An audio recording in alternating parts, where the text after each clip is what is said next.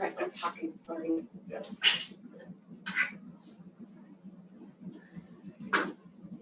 Okay, good afternoon, everybody. Welcome to the Technical Advisory Committee meeting. I think we have a pretty light agenda today, which is probably good because we have pretty light attendance as well. So first, I think everybody knows everybody who's here right now, right? Now, Rachel is, people don't know Rachel. Hi, I'm Rachel Williams. I'm with the Water Utilities for the City of Waco, project engineer. Great. Welcome. So on our agenda, first is update and discussion on MTP 2050 call for proposal evaluation. So before we get started, if any of you need the code, it's there. We can pull it back up so that we can take the agenda. Otherwise, we have to printed it and have all the material here. So just before we're starting, we were realizing that when we were charting this, we made this roadway, but this is clearly the slowest possible roadway you can imagine. It's just taken us a really long time to get from there to here, except that we are about to jump from item 4 to item 5. So we wanted to give you an update on where we are. So let's go to the next slide. And so project evaluation criteria are set up. By now, most of you have received the email with the criteria, and several of you have already taken the done the weighting exercise as well. But the most important reasons why we wanted to do this, and all of you here in this room will probably assist the respective cities, or you'll probably end up working on some of the project proposal. And so here are some of the things that we wanted to make sure that we would like to go over. One is that while identifying this, what is important is that we need to identify the projects that will have meaningful impact on the system. One of the very important criteria we wanted to add as a pre-qualification to this process is that every project must have the support of at least one city at all times. Because in the past, many times what has happened is that we have discussions about projects, and then the projects start moving forward and cities lose interest, and then sort of it gets carried into our documents. We want to make sure that every project that is relevant remains supported by at least one city. We also want to make sure that that every project has a reasonable and anticipated funding that's available, which may be a little bit easier right now, primarily because we can have significantly additional funds in all of our categories, at least for the next 3 to 4 years. So the next slide. So there were 3 very important points that are re-emphasized. One is that we wanted to make sure that the visioning exercise that the policy board went through, it was adequately and perfectly reflected in our evaluation criteria. So we went word by word in the vision statement and made sure that there is every word that is listed in the vision statement can actually be reflected directly into the evaluation criteria. The second important consideration were the planning factors. There are 10 of them that the Federal Higher Administration requires us to adequately represent. We ensure that all of them are represented. And the third one list of category was the recommendations planning emphasis areas. And we try to emphasize as many of them as possible so that our evaluation criteria cover these 3 major chunk of considerations. But I can't emphasize enough that the most important difference in this MTP compared to the last MTP is the vision statement. All the other stuff will be reflected anyway. But previously, we did not have a vision statement that represented the policy board's vision of the region. Now, in this evaluation criteria, that's what we're doing. There's weighting that you all are engaged in. Several of you have already weighed in, and some of you will. What you're doing is that there are 10 different sections which all have specific points associated with them. And it's the 10 different sections that you are weighting. So not the individual points within them. And what we want to do is, for the sake of simplicity, we want total numbers to still add up to 100 so that we have an idea of clearly ranking the projects. Because by the end of the MTP, this process, once we have evaluated the project, we want to be able to present to the policy board a clearly prioritized list of projects so that policy board has clarity on why would any project move up or down at any given point in time and under what circumstances. Next slide. So in the proposal, what we want to do is that here are the three starting points that we want everyone to pay attention to. First is that we have to be able to define the transportation issue that we're trying to solve. For instance, if the problem is an intersection, then we need to be thinking about an intersection-based solution. If the problem is actually because of the entire corridor, we need to be thinking about the entire corridor. And quite often what happens is we identify dangerous intersections or a particular corridor, but we often come up with, so scale of the project needs to match the scale of the problem. That's what the definition is. In terms of approach, one of the things that we do want everyone to consider is that there are technical solutions to problems, meaning that using technology we can improve capacity, improve safety. But then there are some areas where technology can only go so far. You physically need to expand the capacity as well. And so we have to think about wherever technology can help us get better, we should use them, because once something gets expanded, more often than not, it also turns into a liability for future purposes. Technology is cheaper. Physical expansion is a lot more expensive. For design and engineering, one of the things that we want everyone to consider is that so TxDOT uses its own design manual, and Clayton can educate me on exactly what the name of the just roadway design. roadway design manual that it uses. But that roadway design manual is largely defined in terms of needs for highways at faster speed. And so if cities are proposing, it would be helpful for cities to also consider all the other aspects of design which are more appropriate for relatively slower streets, or especially roads that have turned into streets where public transit needs to be accommodated. And so those design considerations, are probably not more localized, and we want every city to pay more attention to it. Another very important point that we want everyone to consider at the beginning of the project itself is whether right-of-way acquisitions and the utility relocations are needed.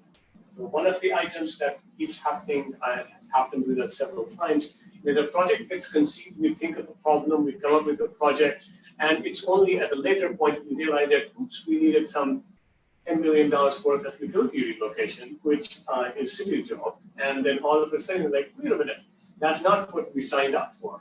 And so we want some of these discussions to not only happen upfront at the conception of the project, but we also need to know what is involved in the project throughout the movement of the project from MTP, if funding is available to TIP and so on. Next slide. So here are the 10 criteria, 10 different sections that you all are assigning weights to. So there is non-motorized path elements, and that's essentially to make sure that that all the investments we are making, that it has capacity for bike pedestrian facilities within that, or at least the taking consideration given to it. Now, one of the questions that may come up is that I-35, what is the bike pedestrian consideration that we, or non-motorized path elements would pay attention? Actually, there is plenty. In fact, every underpass of I-35 is a major location where we need to be thinking about them very significantly. So it's not only about the sidewalks and the sides or the bike lanes and such, it's really about thinking the entire system, whereby how can we accommodate the non-motorized path elements significantly. Comprehensive mobility solution, this is essentially we want to think of problems and their solutions comprehensively rather than that very narrowly defined problem. Conflict point reduction, that's directly linked with safety, and we have identified that conflict point reduction yields the best safety outcomes in any transportation project, any mobility project. Transit operations and access improvement, this is an entirely new category which has not been considered before. We want every project to consider whether there is any option to improve the transit operations through that corridor and the access to everything from pull-out bus lanes to such, wherever possible, we want to be able to accommodate them into these. We also want to make sure that our projects connect different facilities. It's important that the entire system remains connected rather than disparate systems that are unconnected. Access to underserved population and neighborhood. This is part of the Equity Justice 40 initiative that is a requirement that is an important element. Economic development is obviously very important as well. And in this particular case, we want to make sure that our transportation system aids in the economic development of the entire region. We also want to prioritize projects that have regional impact rather than very local impact, which in the past has not necessarily been a problem. All of our projects tend to be quite regional in nature, regardless of their location. But it is an important point to think of. And also tourism-related traffic. This is more reactionary than proactive, although because one of the awareness we have is that downtown Waco, for instance, now the total amount of tourism has not only increased significantly, but the silos now, in fact, in all over Texas, is the number one tourist destination in the whole state of Texas. And so what this means is that we really do have to pay attention to the level of tourist activity in downtown. And so, so we want to but the tourism is not just about the downtown, but also about the two major hospitals, also access to regional sporting facilities. Baylor now has the downtown location for its basketball arena. All of these require significant amount of movement, and we want to be able to think through these as part of our project. Thank you. Next slide. And so for the scoring process, what we're doing is MTP Steering Committee, all of you, and the Technical Advisory Committee and the Policy Board, they have opted to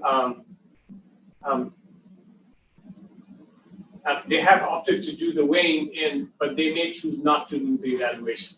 What we want to mention here is, I thought this was up on the weighing. The scoring process, what I wanted to emphasize with the process is, so we'll create an evaluation team, and we also understand that this will be the first time we'll be doing some of this scoring, so we are going to need quite a bit of help. And so what we plan to do is do minimum of 2 workshops for both the evaluation team as well as TAC members. And what we want to do is make sure that everyone, so the TAC members are going to be crucially important for this, because you all are the ones who are going to be driving the project. Policy Board often thinks about the projects you want them to think about. And so it's really important that you all think about this more in depth. Not only you're familiar, so we'll do 2 workshops. One in the, remind me again which month we're thinking of.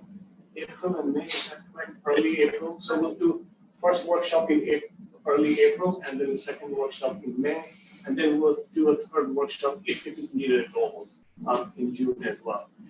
Evaluation team similarly is going to be not only taken from the MTP Steering Committee, TAC, and if Policy Board wants to put some of its board members on the evaluation team, they may, their prerogative, but they may opt not to do that. They may decide to simply review the overall scores based on the evaluation team composed largely from the TAC and the MTP Steering Committee. The staff is going to summarize the scoring, and we will present the result to the Steering Committee, Technical Advisory Committee first, and then to the Policy Board for their review and prioritization of the overall outcome. In between, there is one additional item I wanted to make sure that you're aware of. At the next TAC meeting, as well as March meeting of Policy Board, we will invite people from Baylor Environmental Science Department to come and speak with us about how to think about air and water quality conservation, because that is an important part of our evaluation criteria. And so we want to make sure that not only we are familiar with when we think about a project, how to address them. We'll also invite Roger and Mark from the Watershed Conservation Watershed Protection Division to come and speak to us about the watershed conservation and protection. How do these projects end up affecting, and how could we be considering protecting them as part of the project proposal itself? So we'll invite them to come and speak to the Policy Board at the March meeting and to the TAC at the April meeting, so that we all know how to respond to those concerns. Because you will notice that in the evaluation team, we don't have positive points for them. We actually have negative points associated with air quality and water quality. With the idea that at the minimum, we want you to address them And if you don't address them at all, but it does have impact, then it takes away from the project. Next. So here are a few comments that I wanted to bring to your attention that in the process of developing the weighting criteria that came up. And if you all have some thoughts to it, we can easily incorporate these into our evaluation criteria now. So in the evaluation criteria, in the non-motorized, we had mentioned that 4-foot sidewalk is the minimum that we wanted to think. One of the comments was that our minimum really needs to be 5 foot, not 4 foot. And we're happy to change it to 5 foot if that's what you all think. Not ultimately change it. We also had a question about additional preference should be given to sidewalks that are more than 5 feet in width, and even more preference if the sidewalk is between 6 to 10 feet in width. Again, what we wanted to do was in it we had 2 sections. So there was 1 point for the minimum of 4-foot sidewalk, and then there was 2 points associated with 8 or 10 foot wide shared path. What we can do is that along with 8 to 10 foot wide shared path, we could also make the 6 to 10 foot wide sidewalks as optional, meaning that if the sidewalk is on the curb itself, so it's not sort of away from the curb, and if it is 6 to 10 foot wide next to the curb, I would think that that would be really important for downtown types of locations where a wider sidewalk should be given preference. So it sort of makes sense to us. So if you have additional thought on those two, we're completely open to make the changes, and we can make the changes for these.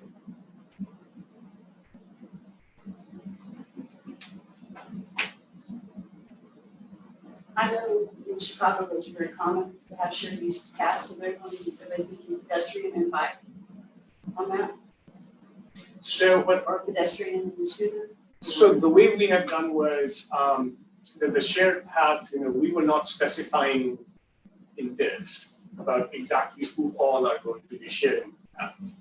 We wanted this to be part of the discussion because if the project is quite far away, trying to accommodate scooters may not be maybe a good point. So we wanted to leave it to the project as long as they're considering, so not get that prescriptive for all projects. That's what we do. But it seems like it seems like what we mentioned about 8 to 10 foot wide shared path that is separate from the back curve, and that will not be applicable for downtown areas, for instance. So it would make sense to include the 6 to 10 foot wide even next to the curve, not separated from the curve, and still give them prioritize them and give them more points for it.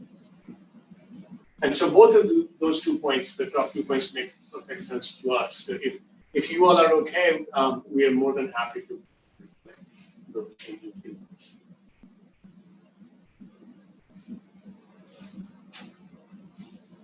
No violent objections? Okay, great. So we'll make those changes. Next 2 items, intersection improvements should be given the highest rating or preference, followed by median improvement, followed by consolidation of driveways.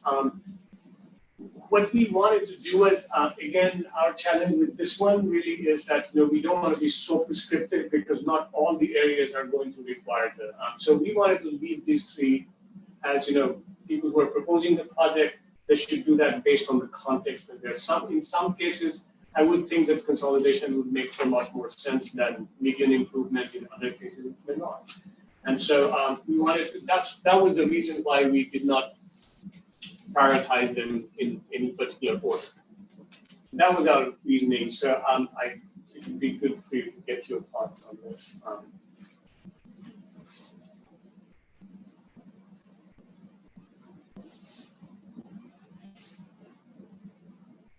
And it kind of makes sense if you're thinking about it from a hierarchy perspective, but I do agree with you that each project is going to be unique and have its own characteristics.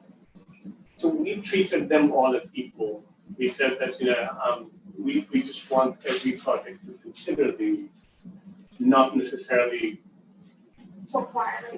prioritize beforehand, meaning that we don't want to push anyone that you must prioritize X over Y, because the whole point of context-sensitive design always is that you let the context determine what the most appropriate solution is. So more like a guideline. Yeah, so if you notice this, what we have is that in section 3, conflict point reduction, we have all of those 3 items that are listed here at equal weights. So they all have 2 points with it. So instead of giving more points to one over the other.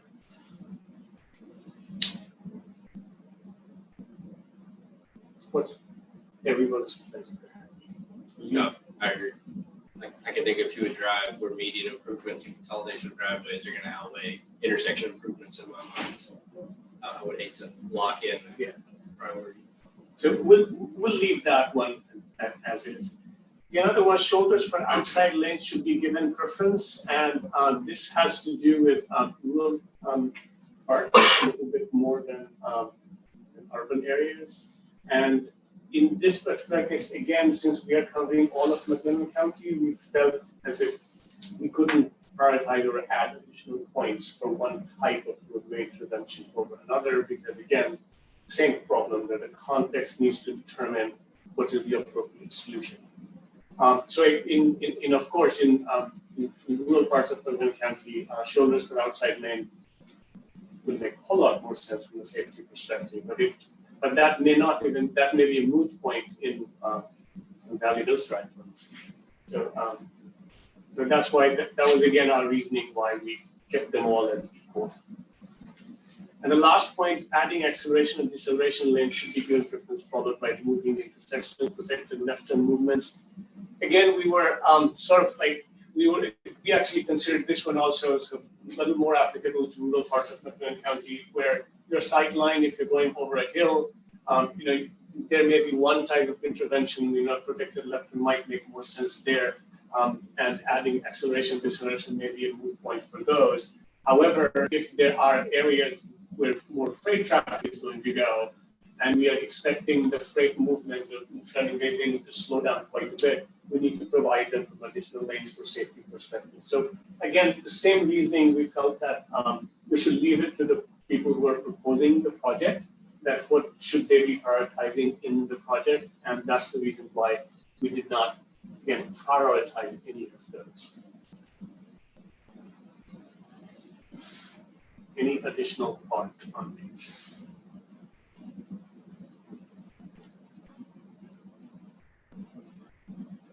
Should we leave them as is then?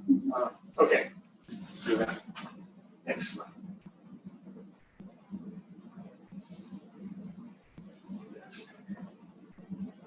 So that's that. And any more questions about the evaluation criteria that you all have weighed in? And some of you will. Will there be any instance where local right-of-way acquisition will be required? The references state or federal right-of-way acquisition, we need to get into, like for utilities or something at a local level. So since most of the projects, not all projects, that we will be considering will probably require category 2 funds, and so they're going to be on either text right of way or federal right of way. So that's why we left them from that perspective. However, some projects may be of regional significance that are purely local projects, so they do not require any federal funding. But we often include them in MTP because that allows then the city to apply for EPSIP funding or any other discretionary funding. And so we would expect some projects which will require that. And we have this at the beginning. We asked the question: would we need right-of-way acquisition or utility relocation? So that's our way of trying to prompt them to think. But if you think that we need to highlight that a bit more for regional projects that are non-federally funded. For me, it's more of a curiosity question. Okay. Yeah. Honestly, know enough about the kind of projects that we're going to be seeing. So. Yeah, I think we have. I'm drawing blank on a particular project that we think of a project that does not require federal funding, purely local. Well, and right, so Washington Avenue is in this. as a regionally significant, the improvements that we're looking for also, and the improvements that most of the improvements I think that were the policy board have voted on in that plan actually did that it's a local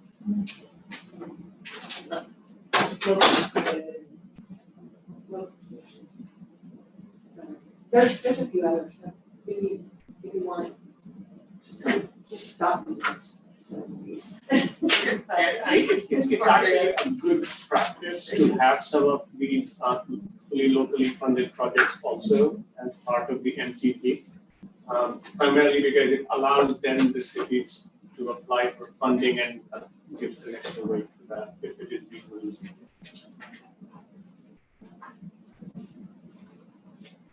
Any other question regarding the evaluation instrument?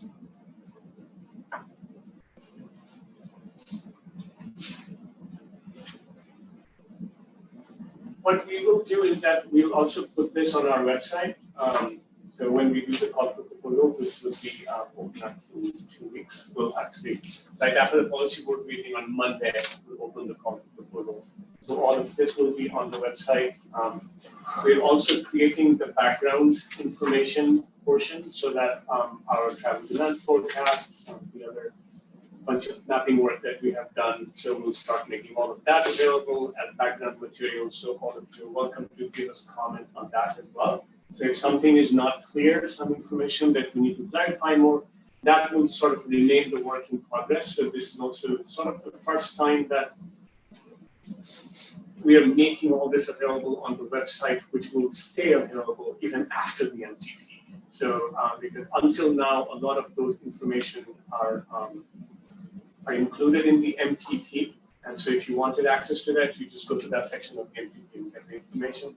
You want to turn that in. So Arthur is leading that data and GIS group of, so that we want to create that so that it remains that with a work in progress forever.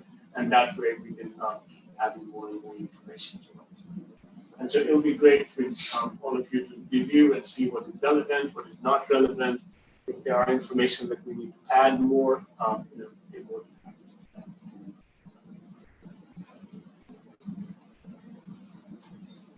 Any other question?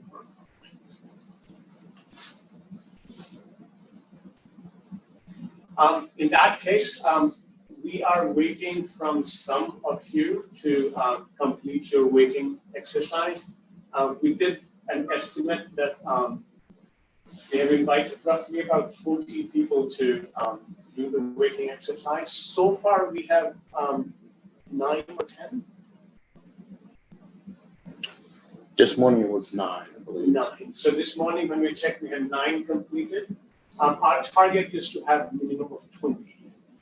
Because statistically that will give us at least 90% confidence that we have captured everybody.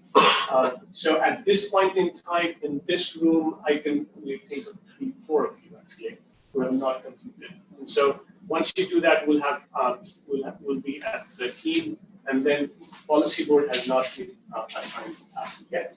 And so once we have a few of them from there, then we can get to 20. We don't want to show you our current result right now because we don't want to influence any of you when you're doing the meeting. But it's actually looking quite good. So far what we have received, we can safely say that there are 2 major problems with weighting exercises all the time. Whether the people's opinions, are they aligning too much or are they completely misaligned? Both are problems. And we are pretty good. We have some cases of disagreement, but they're not so wide. It's not like half of the people are saying X is perfectly important over everything else, and the Y people are saying the Y is important over everything else. We don't have that. And so there is relatively even distribution of agreement and alignment. So those are the 2 standard checks on any weighting exercise. So we are pretty good with the results. It's very interesting when you get to the end and it shows you how you ranked things, because you're going through and you're picking, this one or that one, and then this one or this one, and that one. It takes you through this, and when you get to the very end, I mean, I had no idea how it was gonna come out. Yeah, how it was gonna write out. It was fascinating.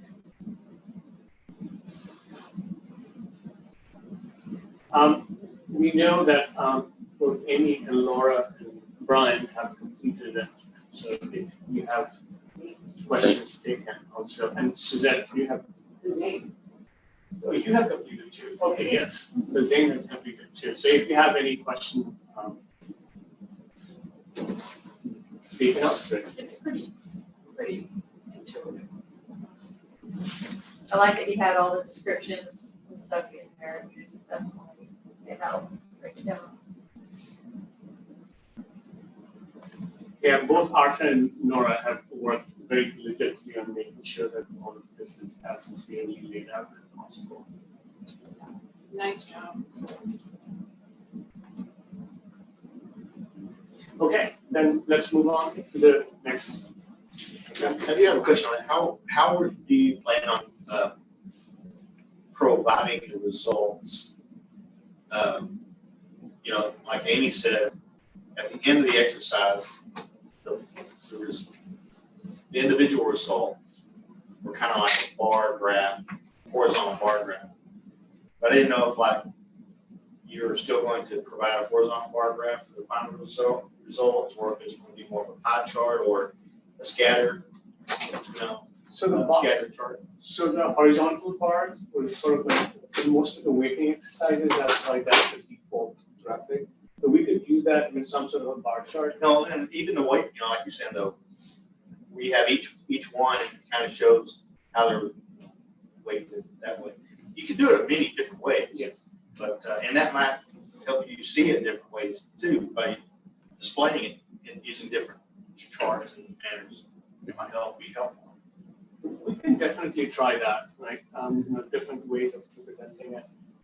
One of the things I can tell you is that if I recall correctly, so the default was 10 points for each of the section, and after the 9 evaluations, the highest weighting assigned to anyone was, I believe, was 16. I think 16. About 16, and the lowest weighting was about 4 or 5. No, actually close to 6. Yeah. So anyway, we don't want to pull this up because we don't want to influence the ones who have not. But meaning that it wasn't that some of them dropped out to 1 or 2 point. It was like still lowest was still about 6. The highest did not hold 45. Still stayed about 16. So it had worked out quite nicely. I was like Amy, I was very surprised at my results once I saw the bar chart. In a way, I was surprised. In a way, I'm like, I guess that's kind of how I was thinking. But thinking forward, you take everybody. Basically, you're having a slider to this way or this way, X to Y, and then so that's one choice. And then how strongly you feel about it is the second degree, and they're all playing off one another. So I think how you present the final result, everybody answering, or whoever answers, I think that'll also, it may sway the opinion or just the result, the way the results are going to look. So right now, what we plan to do is, so not for this March meeting of the policy board, because that's when some of the people will still think they're working. So at the April meeting, we'll present the final one, and we'll simply have an executive committee, we'll set that, and it becomes the final.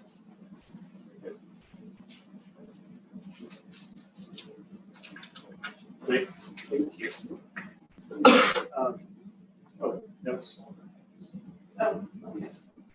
Okay, so now we're on number 3, right? Yes. We did want to do discussion and updates on the current grants, the Safe Streets for All and the RAINS grant. So the most important point that, first of all, I can thank you for being part of that early round of discussion. It's shaping up nicely. In fact, we are quite pleased with, we have started right now with with McGregor and Bill Mead. That's where we have started creating a template for how might we want to present some of this. And so we have started reviewing what the initial thoughts are. And so once we have a template for that, we're going to use the same template for every city. And so very soon we are going to have, so the TJKM, our consultants on the project, they have started scheduling the next round of meeting. And at that meeting, we'll present the draft version of all the projects.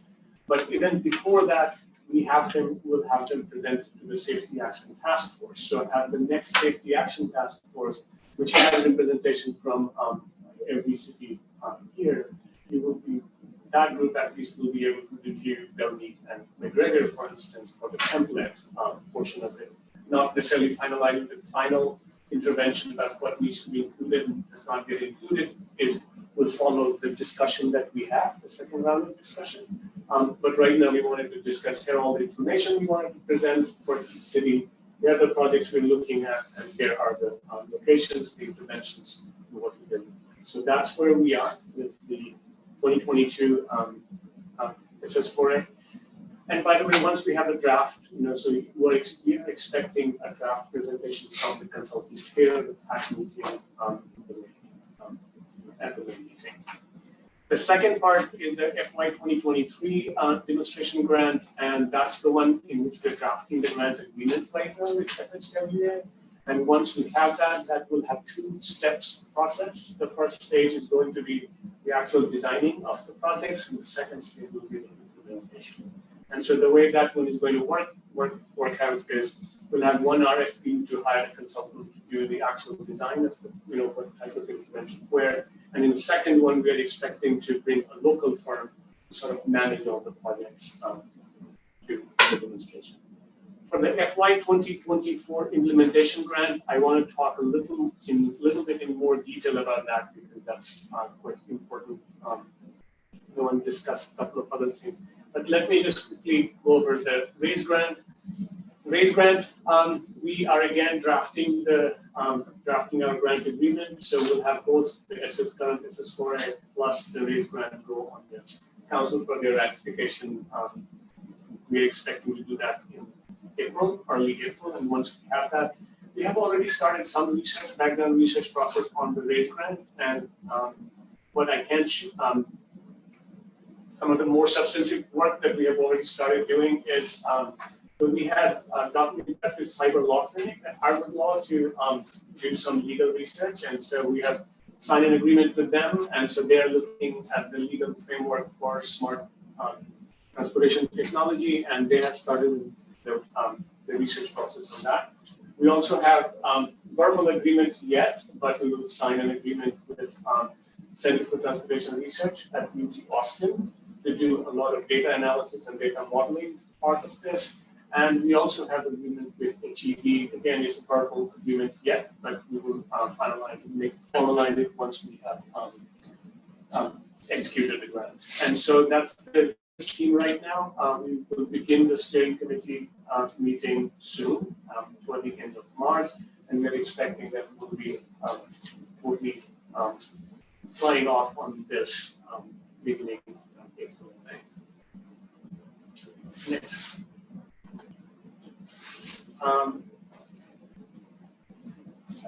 Clayton, will you allow me to just talk about the SS4A? No problem. So can you just jump forward and get to the SS4A?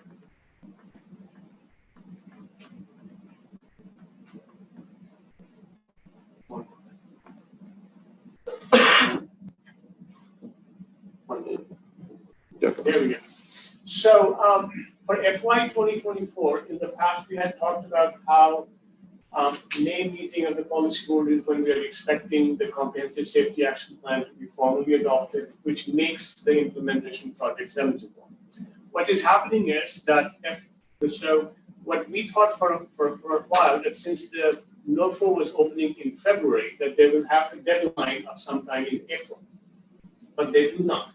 In fact, I had sent an email, and I believe along with me, there were several other people who had sent the email requesting that that deadline is going to be unrealistic. We really need to be moving it forward rather than that early. They have been moving the deadline earlier and earlier. So I suppose they must have listened to all the people complaining about it. And so they came up with this format of deadline. So they have first set of deadline on April 4th, but they have the implementation grant deadlines are May 16th. And that's the one which is really important for us. Then there is another deadline for August 29th for planning administration grants. So what we are requesting each one of you to do, that unlike our past discussion in which we thought that we may not be able to put in implementation grants, we think we can. And what we will do is that whatever implementation grant you want to work on, you can start working on them now so that we are ready for the May one. That implementation project is probably going to be included in our CSAP anyway. And we will make sure that our web link, which is going to get checked by the SS4A, is valid and appropriate. So that way we can, in fact, have as many implementation grant proposals made as possible. Because it's $1.26 billion that's available this year, of which $580 million for implementation, 657 for planning and administration projects. And so what we want to do is let's not miss out on this round at all. And so let's go ahead and send as many implementation grants as possible. And the other point I want to get your thoughts on is that at the MPO level, we must say that, with the 3 grants running at the same time, we are sort of, what is the not so nice way of saying it, chicken. Yes, so however, if you all think that there is a particular proposal that we could make with a very defined thought process, we would definitely figure out how to accommodate that. So what we had in mind, for instance, and I wanted to get your thought on this, if you all think, for instance, if we wanted to simply take all the ISDs, for instance, all the schools, for instance, and simply zone in on every school that is located next to a signalized crossing, they have appropriate crosswalk. Every school that does not have signalized crossing, that it has a rapid square beacon. If we wanted to prioritize something like that, we could write a planning administration grant just for that.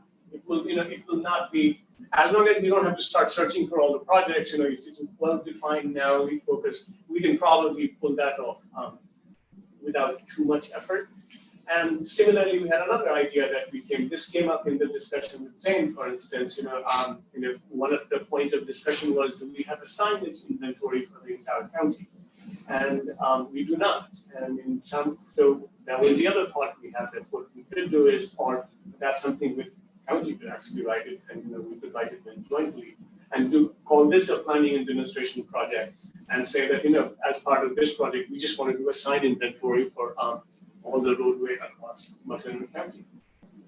And that way we could create one database of all the signage in the county as part of this project. So we are open to doing that. You don't have to tell us right now, but any thought is appreciated so that we can start thinking about it.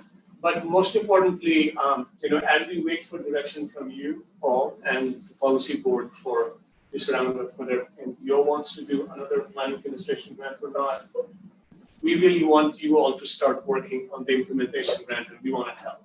And so we have gone through this twice, and so we have at least some basic ideas. And so whenever we need to even do some workshop and such, internally we can spend time on that. I know that my office doesn't have resources to write the grant, to do the grant, so I would rely on the NPO's office to do that. But if y'all don't have the time, resources, then maybe there's a way that we could consult that out. So it all depends on what is it that you want to do. So for instance, if it is a planning administration grant, we can write that out. So that's, especially since we have done it twice. In fact, some of the standard forms are the same. Okay, all right. We just change the budget numbers, and so it's not. We can do that. Okay. So we just need direction from you all and the policy board about what would you like us to do. So, for instance, if we just wanted to do sign inventory, or the schools, and for the schools also just those two ideas, that signalized crossing, make sure there's crosswalk, non-signalized crossing, make sure that there's striping and the if it were something that straightforward, we can then map it out, and identify the locations and send it out. Well, I mean, yeah, of course, I'm biased. I would be in favor of when assigning towards county roads. If it's all the county, that's one thing. If it's unincorporated areas, that's another. Makes no difference to me, whatever works. But I know that is a need that we have. To retro as well, right? Mentioned the retro, we'd love to do the sign. Yes, that would be very helpful as well. So again, we will probably just write the grant with, and we just need to get some estimate, from you all, what is the total project amount we need to, and we can write that. Is there any guidance on what size project should be dollar wise? For the implementation grants, I believe it is, there is a minimum threshold. I think there's no maximum threshold, but there is a minimum threshold. I'm drawing blind on that. Okay, we can look at the note. Yeah, we can pull that.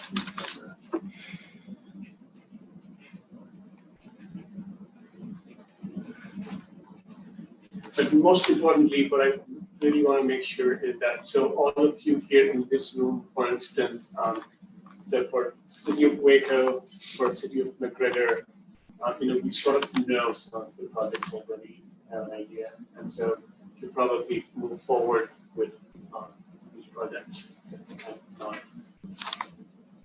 We've already discussed them in the meeting, and so they are going to be the safety action task force. So, Oh. Yep. that's good. Yeah, we'll have work done. Asking Clayton for road zero money. That's another 10 million plus, but that would go to Beverly Hills as well. There is a portion that we're starting design on from the interstate to around Franklin. That's ongoing right now. Oh, that's why people are talking about the park area underneath on Franklin. There's been some folks out there building. Yes, 2.5 is the minimum, and it actually has 25 million is maximum. Recommendation. Thank you.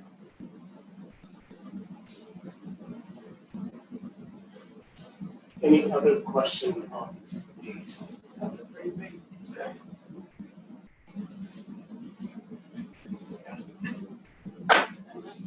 That's why I post that. Or replacement plan, 5-year replacement plan. If not, then we can get to the next item. Which is discussion and updates from Scott. Yep. So the first project is our Spring Valley widening. The bulk of that work right now is focused between the Old Temple and the intersection down to Hewitt Drive. We recently paved the east half of that roadway. Right now, we're looking at approximately 2 to 3 weeks from now, having traffic shifted over to that new pavement. Start demoing out the west half. Still on target for that fall to end of this calendar year completion for that project. Our U-Parks widening, we set beams on the new bridge last week. We've started some paving operations on the widening as well. We'll likely start the overlay later this spring, so the bulk of the roadway work I anticipate being wrapped up into the spring, early part of the summer. The bridge itself, we should be pouring within the next 2 weeks. Ideally have opened up in the next month to 6 weeks, and then finish out that remaining half and have the entire project wrapped up into this calendar year. Here's just some photos of the beam set from last week there on the widening. State Highway 6 Molten Mall, if you want to look at some photos, walk through those here at Bagby. Again, traffic's running in its final configuration. We do have some signal work and island work to wrap up. That'll take place late this month into early April. Moving to the west, here you can see where all traffic is in final configuration. Main lanes are open, ramps are open, and then our frontage road access is in its final configuration. Here at the Beverly Bridges, currently working on Some of the remaining work on the U-turns, we've got some rail work ongoing and riprap. Anticipate having both of these U-turns you see in the picture opened up at the end of March. And here in the industrial and imperial area, you can see final configuration of the main lanes and the frontage roads in its final configuration. Work is ongoing at the west to east U-turn there at the railroad tracks. I anticipate it wrapping up kind of the same time frame, probably late this month, early part of April, and that goes for the U-turn there on the other side of the railroad as well by Richard Carr. At 84, really the remaining work here is to remove the detour you see on the bottom of the screen in between the main lanes and the frontage roads, get everything shaped up to final grade and vegetation reestablished. And this is the project to be wrapped up. Any questions? Yeah. So, have you seen any traffic flows kind of different, at Imperial? Have you seen any issues there? I have not personally, no ma'am. Nobody's brought any to me that I'm aware of. Have you seen some? No, so Christine and I are having a conversation about potential. But there is potential now, so we'll just have to watch it. Okay. But we both have the same concern about that. You're talking about where that yield come out on that? Yeah, pretty wild. Yeah, when it was already wild. Anyway, it's just something we should also watch. And I would add that there may be an opportunity to improve the signage as you're going north, and then when you take those two lanes kind of peel off to go to Whataburger and to the River Mall, and everybody else is going straight, but locals know it, but if you're not local, you really don't know which lane am I supposed to be in, and do I have to be in the far right lane to go right? No, you can be in the left lane, but then once you peel off, now you definitely need to cross over if you want to go right on Franklin. I don't know, it seems like a little bit advanced signage would be helpful. I agree.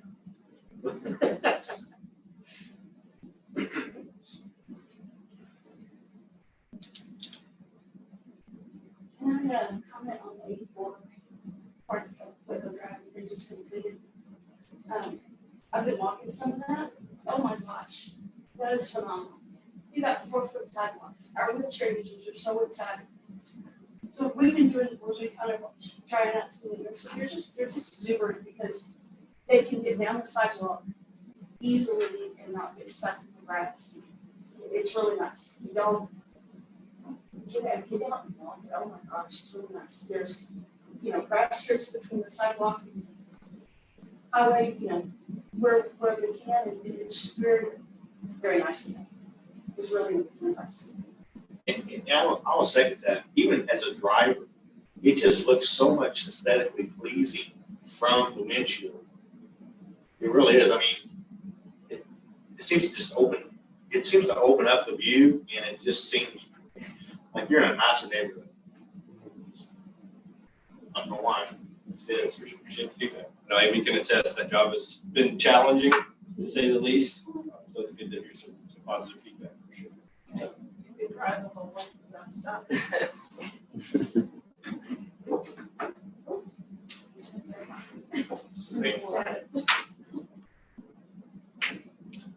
Okay, all right, work group updates. Let's just wrap it up. So our connected automated vehicle work group is going to meet on April 17th, and you all are absolutely welcome to join us. That's a very spirited group of people who have been talking about all kinds of crazy ideas. And so if you like crazy ideas, contact me. Please join. Eugenia is actually super excited. Yes. Where's the meeting? So we have, I don't think we have settled on the location yet, but we typically end up meeting either in Phoenix. And has become sort of our default location for camp meeting, but we can also move it around to other locations if we need to. We had a bike pedestrian meeting on February 21, and Suzette has agreed to kindly agreed to give us an update on that. So we met February 21st at Dewey Park, 2:30. We had, they were in attendance, a lot of people in attendance. We had updates on the 2050 MTP plan, and we also had updates on the grant programs. We also, I'm not sure if we heard from her, we talked about Tiffany Owens is with the Strong Towns organization, and we talked about that. And I think she spoke some on that. We also, we had updates from Waco Walks, Baylor, Mobilize Waco, NCC. Let's see if there was another one. The Waco Bike Club. We had updates from all of those, and the events that we've got coming up. And that was really nice to know what events were coming up with them. Because we often do things with Waco Walks, and we just like to know what's coming up. That was really nice. We had updates on the China Spring Park project, and Parks and Recs wanted the feedback on that, and hopefully since they're in the planning stage. And I think the next meeting is going to be May 15th, and meeting locations to be determined. Any question?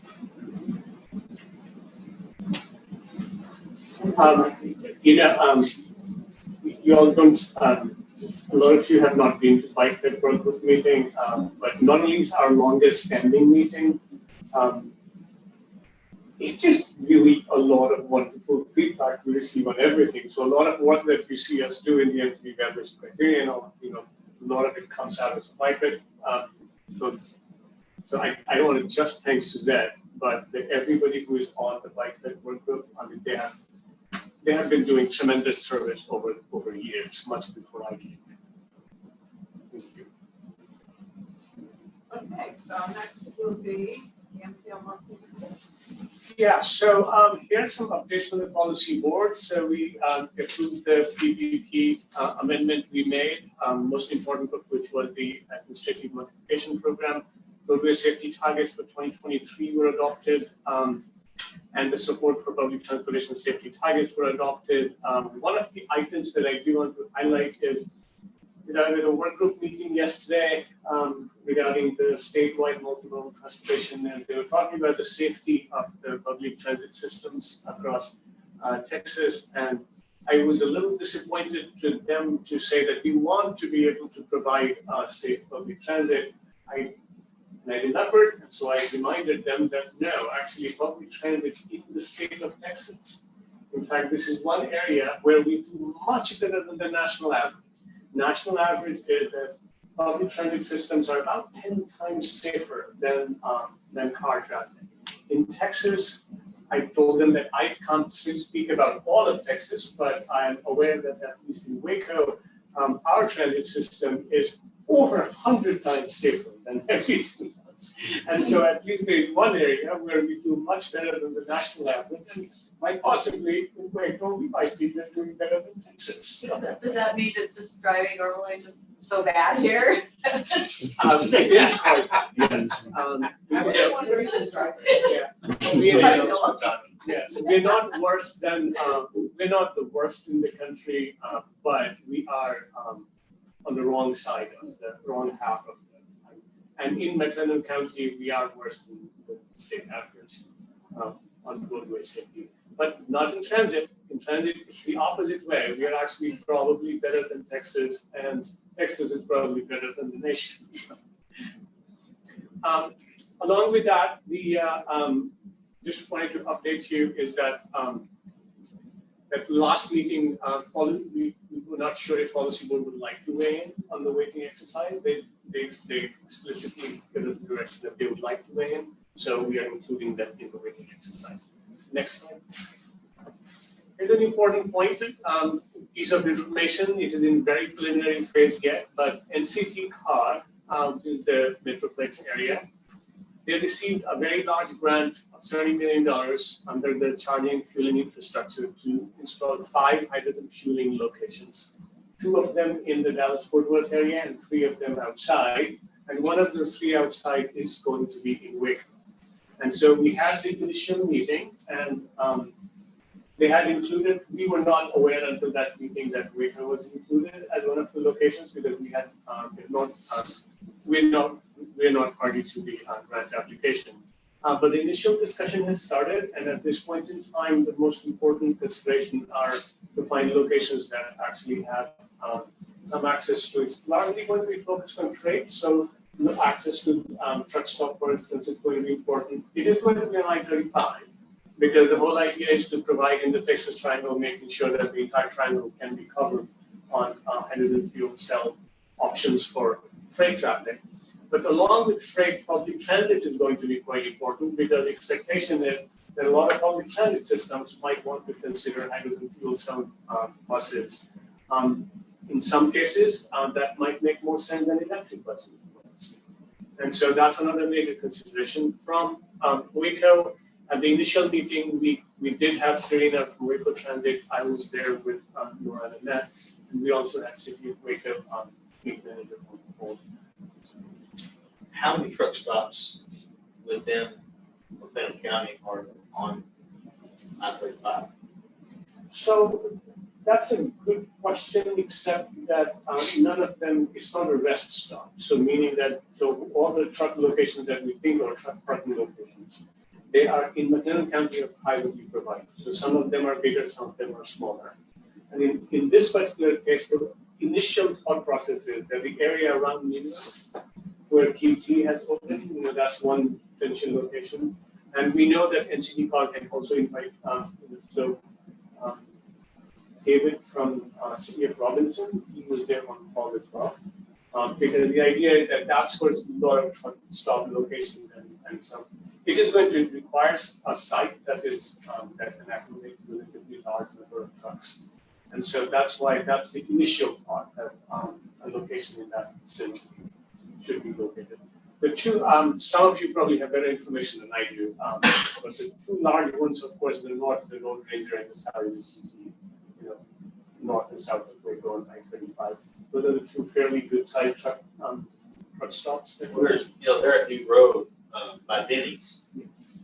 That's Highland. Highland. Is that the one you're talking about? Yes. Oh, Isn't there a QT? Yeah, There's a there's one QT. like right That's across the close. street. That's smaller. yeah, you got to go to the road. Yeah, maybe I'm thinking of QT. QT has opened a very large one up north. Well, Bucky's is supposed to open up north in Hillsborough. That's outside of any county. And they did open that one on the way to West, or it's in the process, I believe, between Elmont and West. Isn't that the Ranger one? No, that's in between Lake Lakeview and Elmont. I'm trying to think. I can't think of it. I can't either, but it's like right before you get to West, so it's on the north side. Has it opened already? No, I think it's pretty close though. I mean, all of the pump things, like the awning and all that set up. I'm trying to think, I go by it every day. So, I mean, it's one thing to try to put something new in a place that's already built and operating. They're used to things operating the way they're used to. This place, if it's new, I would think they would be able to accommodate. Yeah, it's not finished. I A know that. facility, that's something new, so if they haven't even opened yet, they could still, work it in, so to speak. So right now we're in like super Super early, I know. Yeah, super early. So we'll have to then figure out things like how are we transporting the hydrogen fuel to the location? Is this location going to serve only as a retail for trucks, or is this location also going to? So, for instance, with Waco Transit, where if it made sense for Waco Transit point of view, would it make sense for that to be more of a distribution center from where you can locate more or transfer more? Well, I don't understand how they would put it at a private place anyway. Yeah, I think it will have to be It standalone. have to be standalone in its own public place, because you can't expect private people to assume the liability of this type of technology. So I think their initial thought was really, as long as it is adjacent or somewhat near truck stops or parking area, you might get preference. That's the But as we said, the grant has not been executed. In fact, this was a very preliminary meeting with folks from Houston, San Antonio, Waco. So then really we need to be looking at areas on I-35 within the county that are open and nothing has been developed on that land. Most likely. And closer, the better to existing other sources. Like an RV park. In the floodplain. Okay. Yeah, one of the things I don't recall that at the last MTP, there was an analysis of total amount of truck parking available in McLean County, and we seem to be doing quite well. So, the total amount of truck parking in McLean County on I-35 was higher than most of the segments of I-35, and so that was one reason why there was no push for that location. But with this particular one, it would probably be something that we have to improve. There was a pretty thorough analysis in the MTP, the current MTP, whole section about truck stops. So we'll update that as soon as we get past the few things here. We'll update that for the next MTP with the updated stuff. But as of 2020, it's pretty good summary. Any other question on this? Although this is so super preliminary that I hesitate to answer anything. All I would really like to share is that we are one of the locations and we're really happy about it because there's already a major hydrogen fuel cell project that is called H2L. It's Houston to Los Angeles project. We have the idea that that should be connected, completely saturated with hydrogen fuel cell options, and we want to, and NCT wrote the proposal for doing the same thing for the Texas Triangle area, and we're happy that one of the major locations in us. So I do have a question, but it's not with that. Has there been any more movement, or have you heard anything different about the fast rail train? San Antonio to Dallas or wherever. Nothing new has happened. That's to me. Yes, we had Unfortunate. TTS. we have not, so the Hyperloop discussion that we had, I had reached out and asked them, what was the next step, and they said, let's wait until we have more information. So effectively, I don't have all the information, but that project is sort of on hold. Okay, so next slide. We discussed this. So we'll move to the next one. So this is a particularly new one. This came up all of a sudden, and so this was the only place on the agenda that we could place it for you. And so statewide transportation improvement program STIP for 2025-2028, their process revisions was discussed recently. During that discussion, what became very clear that we also will have to prepare the 2025-2028 STIP, and that needs to be ready for the is it May or June meeting of policy board? June meeting. They have that document. In May. Unless it's slides. Yes, so unfortunately, they sped up the timeline to the point that we have to have this done fairly quickly. So for the next 1 month, everyone on the MPO is. But to clarify, it's always a May. Yes. Every time they adopt one, it's just that they were late getting information out to us Yes. in order to prepare.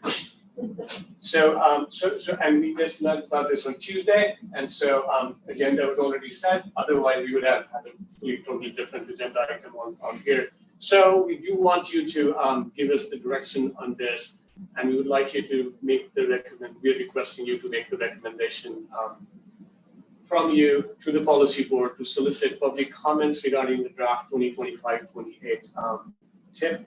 And as we said, we were all in that training on Tuesday, and we dropped everything and started working on this. That's where we are. So we had to.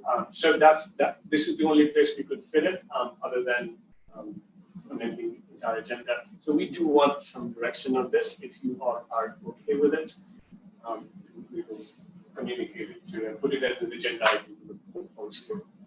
Yes. Thank you. And announcement?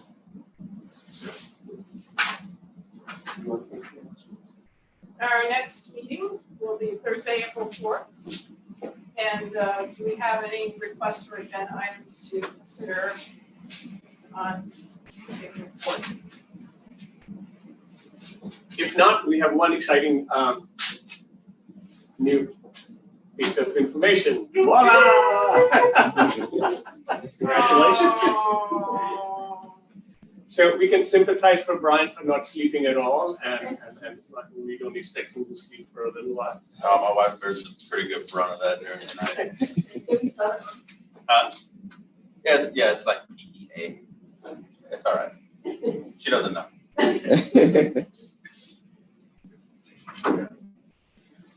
Thank you. That's one of the things, when we talked with Lorena, city manager, he agreed to be a small cities representative. But since he's the city manager, is it okay if he's still that position? I'll leave that up to you and him. Well, I mean, because he said he would be willing to serve on the MPO board, Yes. but I couldn't remember if the board was mayors or if it was included city So managers. ideally, the board should be elected officials. But since we are non-TMA, we have several city managers serve on Like Ross. the policy board. But as we transition, start preparing for the TMA status, which is almost guaranteed will happen in the next census, we do need to start moving our policy board composition a little more toward Elected officials. for the elected official. And the tack really needs to be where the city managers and the department heads are. So I didn't know if you, I mean, he is a city manager, so. At this point in time, we are going to leave it between you and. Well, he said he would do it, so I guess I still need to get something in front of the commissioner's board to approve him as the small city, right? It's southern, so Sound, be south. small city sound. We'll get it to you. Do what? We'll get it to you. Okay, that'd be great, thank you. And I'm very happy to say that our small cities north is still actively participating. Thank you, Mark.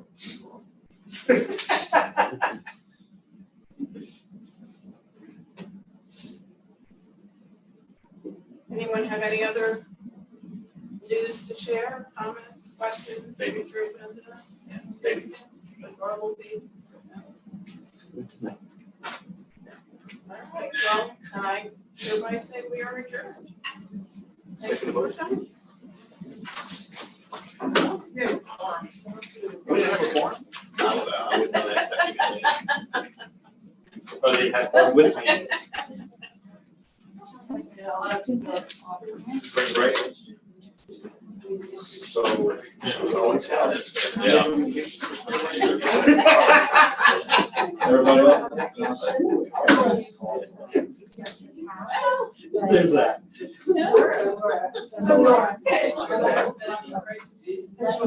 Yeah.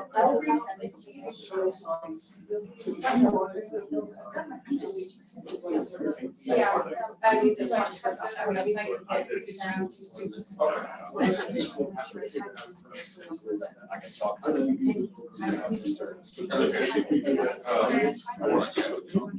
It's hard to start. As long as you have the registration down, then you can-